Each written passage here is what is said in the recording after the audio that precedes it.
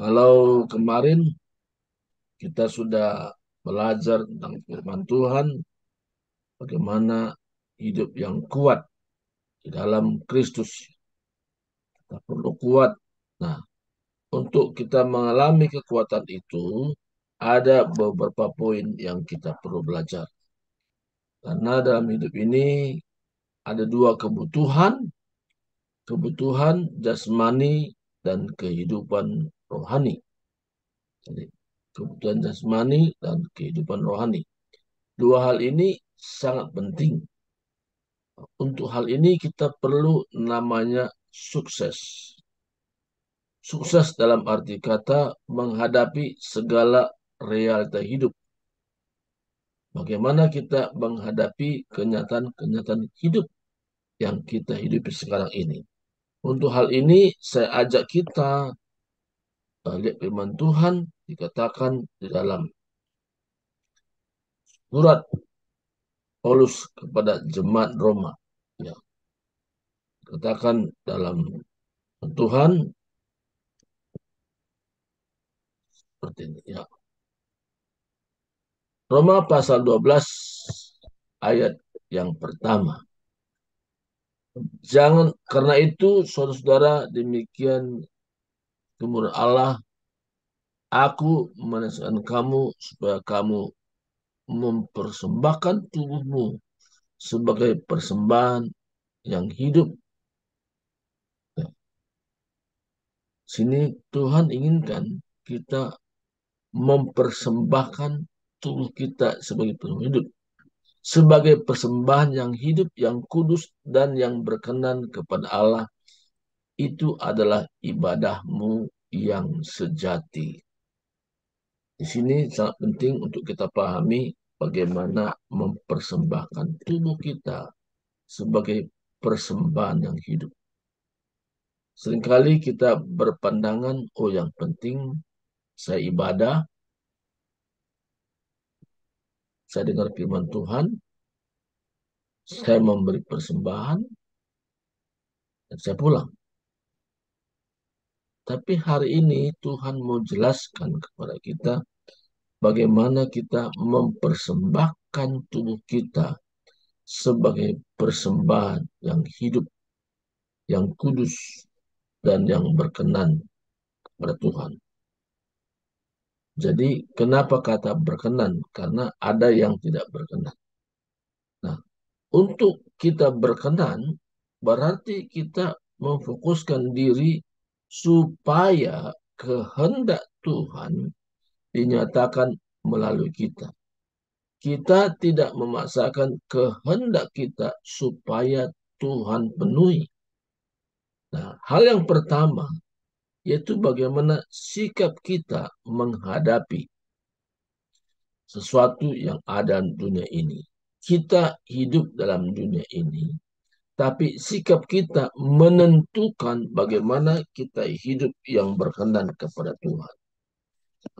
Hidup yang berkenan ini yang sangat kita fokuskan bagaimana kita di hadapan Tuhan, cara kita hidup. Sikap kita adalah pilihan yang kita buat. Kita melihat situasi dunia ini, sepertinya kondisi, keadaan, situasi, uh, apalagi udah mendekati pemilu, ya, ya. Bisa kadang-kadang kalau kita tidak menjaga diri, kita terseret dengan segala bentuk-bentuk politik yang sedang terjadi. Bagaimana kita supaya memiliki sikap yang benar, supaya kita bisa mempersembahkan tubuh kita sebagai persembahan yang hidup, yaitu kita punya pilihan yang tepat. Nah, apa yang maksud dengan pilihan yang tepat? Pilihan yang tepat setiap keadaan yang kita sedang hadapi, kita selalu membangun hubungan dengan Tuhan. Kita berdoa kepada Tuhan.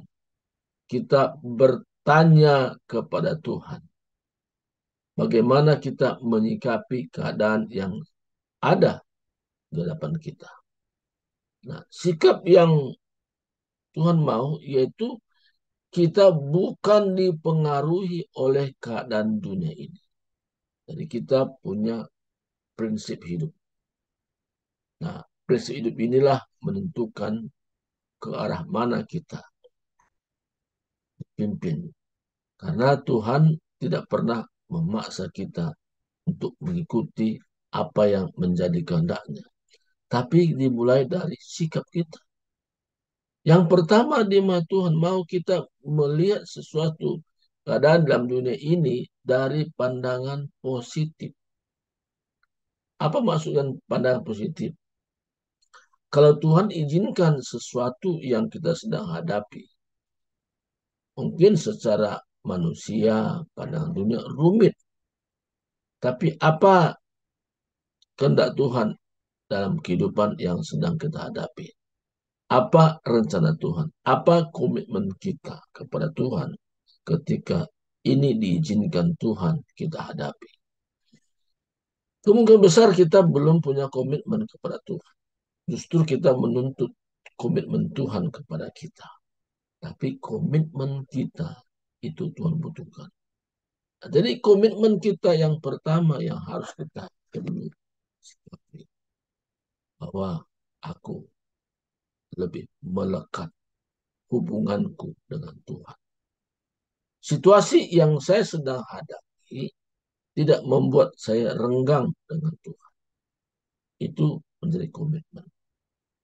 Apapun masalah yang saya sedang hadapi, saya tetap membangun hubungan erat dengan Tuhan.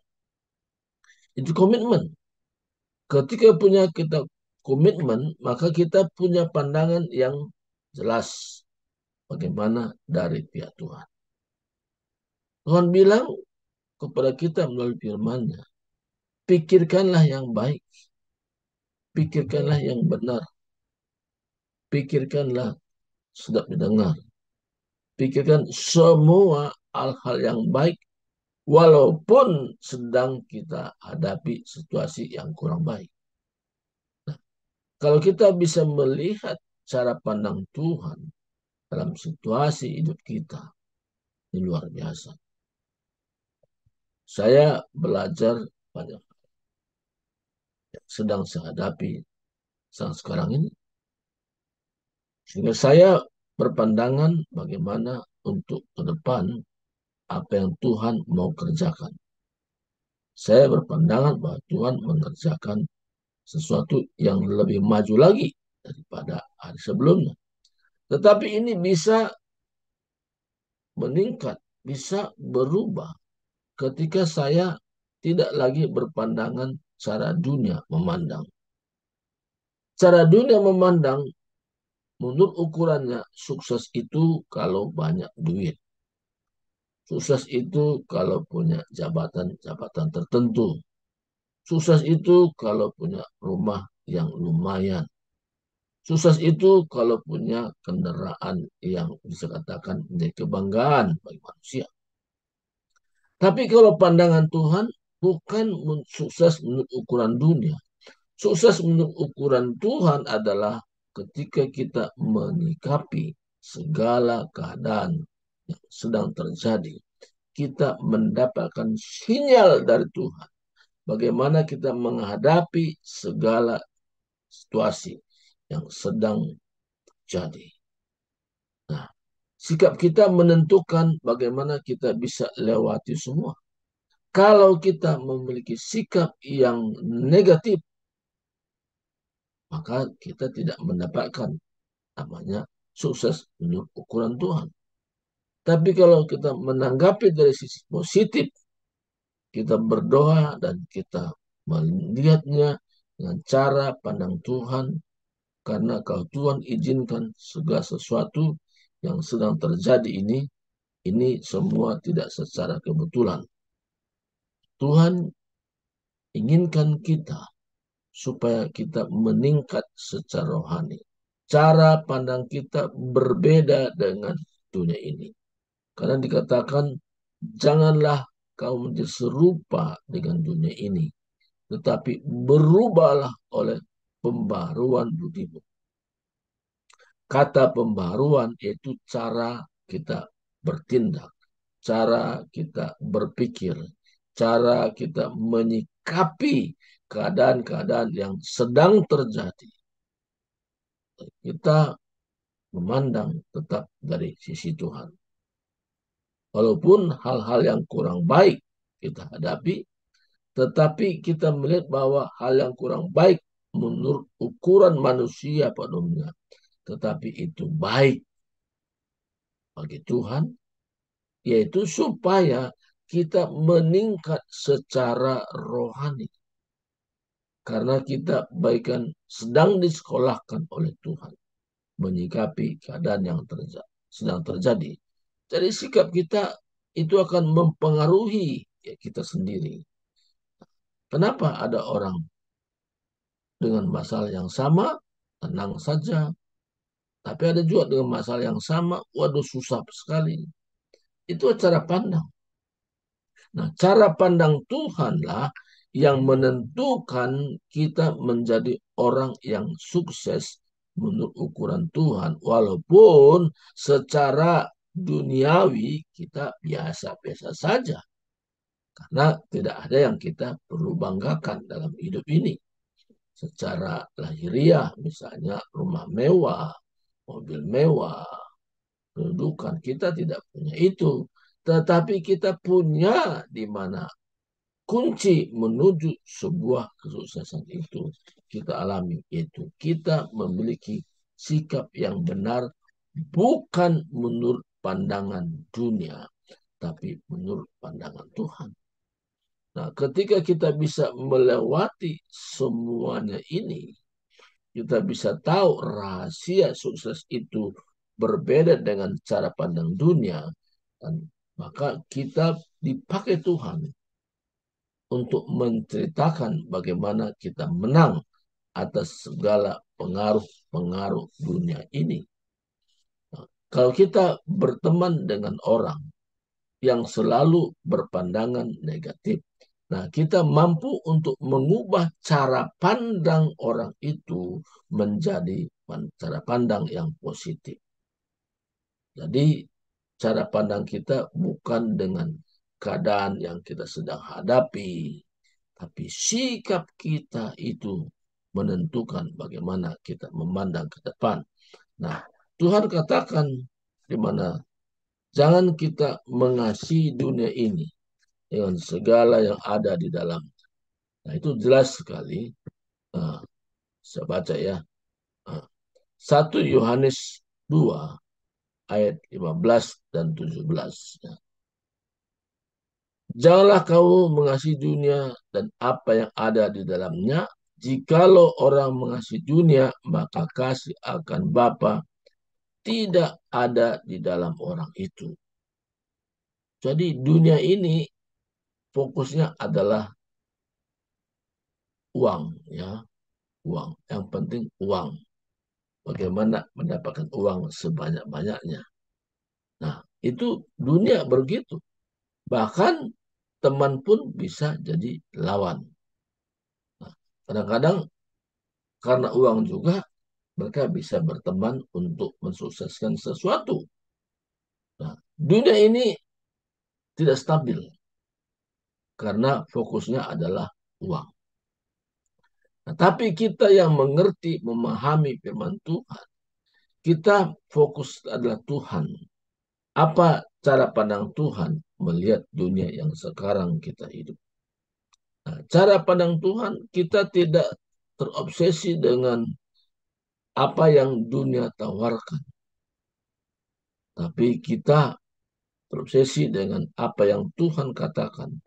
Nah, apa Tuhan katakan di sini?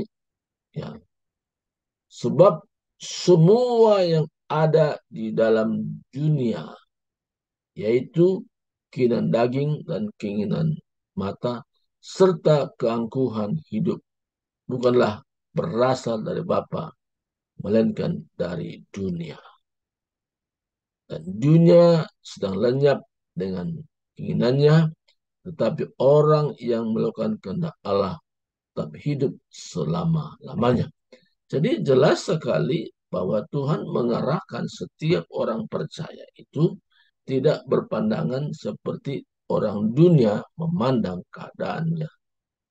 Tapi Tuhan arahkan bahwa cara pandang kita yaitu cara pandang Tuhan. Nah, memang hal ini gampang-gampang susah ya. Maka perlu ada waktu untuk bersekutu dengan Tuhan. Jadi kita punya prioritas hidup. Waktu yang kita berikan, apakah kita sudah berikan sepenuhnya kepada Tuhan menjadi terutama atau bukan. Jadi itu semua kembali kepada kita masing-masing. Tuhan rindukan bahwa setiap orang percaya itu tidak mengikuti arus dunia ini. Tapi bagaimana kehendak Tuhan semakin menyatakan. Apa kehendak Tuhan? Melalui saya dan saudara. Orang bisa mengenal Yesus Kristus. Orang bisa percaya kepada Yesus Kristus. Jadi kita ini menjadi hambanya Tuhan. Jadi sukses di sini berbicara tentang bagaimana kita mempengaruhi orang lain yang tadinya berpandangan negatif tentang situasi yang sedang dihadapi dan melalui kita merubah pandangan orang menjadi positif. Walaupun hal sukar dihadapi, tapi dia memandang sesuatu dari sisi positif. Nah, sikap ini menentukan. Nah, kalau kita memiliki sikap yang positif, akan mempengaruhi orang lain. Dan kita bukan dipengaruhi, tapi mempengaruhi orang lain, supaya orang lain mengenal Yesus satu-satunya jalan, kebenaran, dan hidup. Tidak seorang pun sampai kepada Bapa kalau tidak melalui Yesus Kristus. Jadi sukses di sini berbicara tentang bagaimana rencana Tuhan melalui hidup kita. Dan kita ada komitmen dengan Tuhan. Kalau apapun yang saya hadapi, saya berfokus kepada Tuhan. Saya ada janji dengan Tuhan.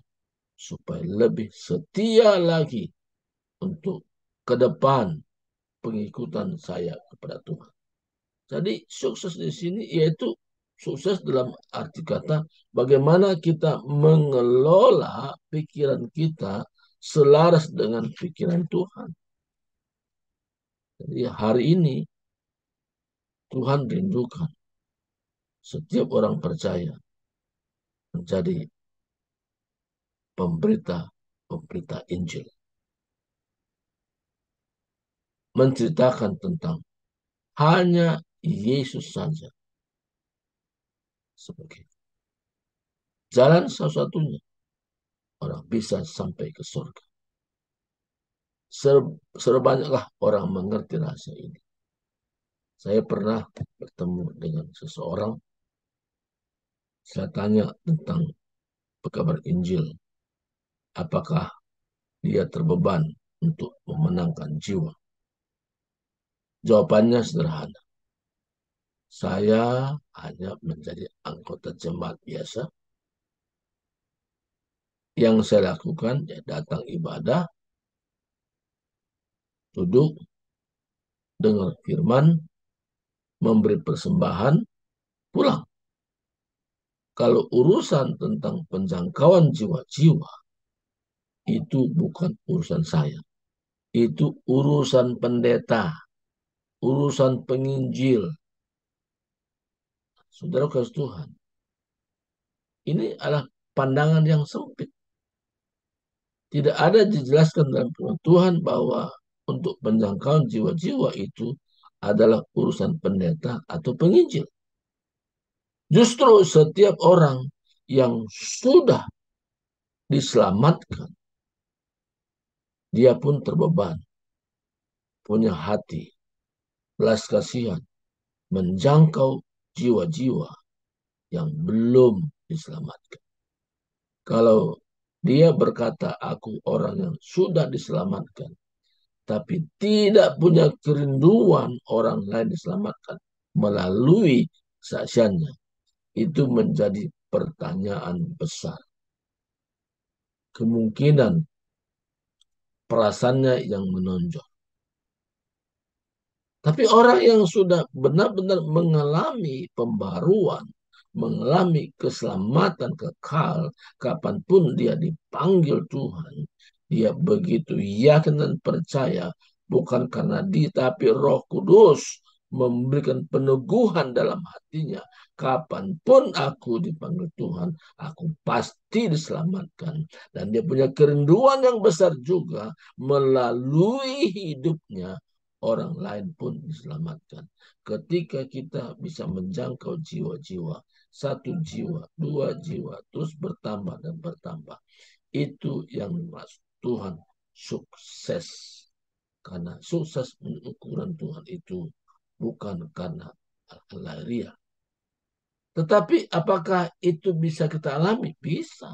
Hal lahiriah pun mengikut ketika kita mengutamakan Tuhan atas segala-galanya. Jadi kalau Tuhan menjadi pusat hidup kita, maka yang lain-lainnya Tuhan bekerja lagi untuk supaya rencana Tuhan semakin diperluas.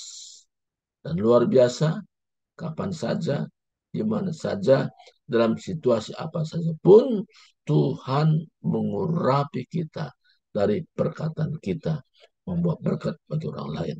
Perkataan kita, perkataan yang membangun, perkataan kita, perkataan yang menguatkan, perkataan kita, perkataan yang menghibur. Nah, jadi sukses di sini kita bisa mempengaruhi orang lain supaya orang lain percaya kepada Yesus.